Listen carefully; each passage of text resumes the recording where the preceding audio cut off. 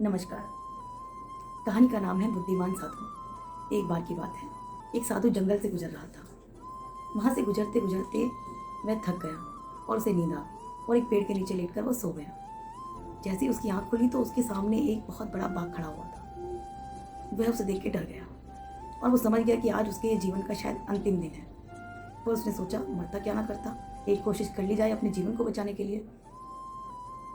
उसने तुरंत एक उपाय बनाया और कहने लगा। तालियां मार मार कर वो जोर जोर से नाचने लगा। बाघ उसे देखकर असमंजस में पड़ गया कि ये कैसा पागल साधु है। मुझे देखकर इसे डरना चाहिए, इसे भागना चाहिए, और ये जोर जोर से तालियां मार मार कर नाचने लगा। उसके पास गया और साधु को कहने लगा, अरे मूर्ख, तुझे पता नहीं है मैं तुझे खाने वाला हूँ। अब तेरा जीवन खत्म। और तू जोर जोर से नाच रहा है। और वो और जोर जोर से हंसने लगा। साधु ने कहा, तुम शायद ये नहीं जानते कि ये मेरे जीवन का अंत नहीं, तुम्हारे जीवन का अंत है। बाघ ने पूछा, वो कैसे?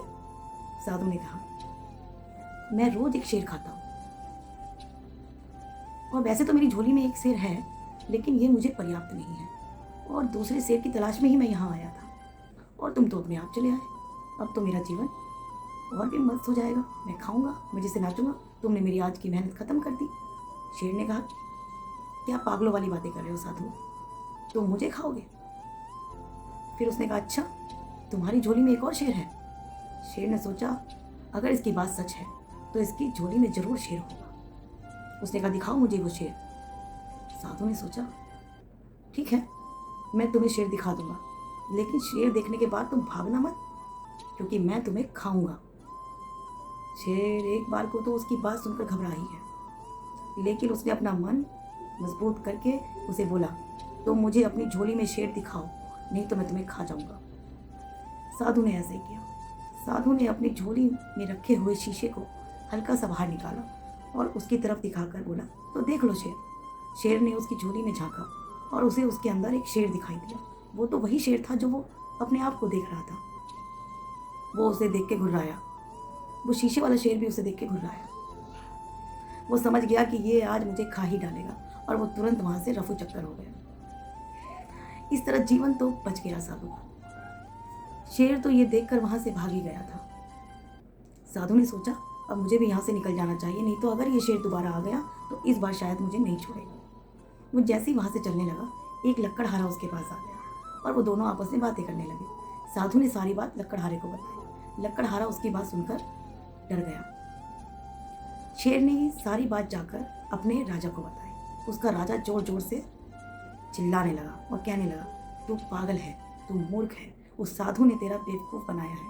कभी इंसान किसी शेर को खा सकता है? तो उसकी बातों में आ गया और उसने तेरा बेवकूफ़ बना दिया। मुझे दिखा, कहाँ है वो साधु, उसको मैं ही खाऊंगा, वो मेरा शिकार है। तुम्हारे बस की बात नहीं है उसे खाना। शेर उसे अपने साथ ले आया। अब तो शेर, पहले तो एक ही शेर था, अब तो 2 शेर हो गए और साधु के पास पहुंच गए। साधु वहां से निकल ही रहा था, तभी उसने देखा 2 शेर। अब उसने कहा, अब हे ईश्वर, अब तूने ये क्या किया? लकड़हारे ने देखा, जो कहानी बता रहा था उसके अकॉर्डिंग तो ये 2 शेर आ गए, अब हम क्या करेंगे? लकड़हारे को पेड़ पर चढ़ना आता था। वो भागकर पेड़ पर चढ़ गया। उसकी कुल्हाड़ी उसके हाथ में ही थी। और साधु भागकर पेड़ के पीछे छुप गया। अब शेर आकर चिल्लाने लगा, साधु बाहर निकल, तुझे तो मैं ही खाऊंगा। तू शेर को खाएगा? इंसान होकर तू शेर को खाता है, तू झूठ बोलता है।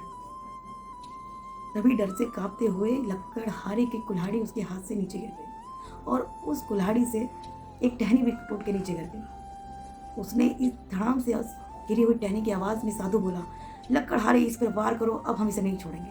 अब हमें 2-2 शेर मिल गए हैं, अब हमारा एक अच्छी पार्टी होने वाली है। शेर का राजा ये बात सुनकर घबरा गया कि कहीं ये सच में ही तो हमें नहीं खा जाएंगे, और हमें देखकर भागने की बजाय ये तो कूद पड़े, और उसने आओ देखा ना ताओ और वहां से उल्टे ही पांव भाग गए।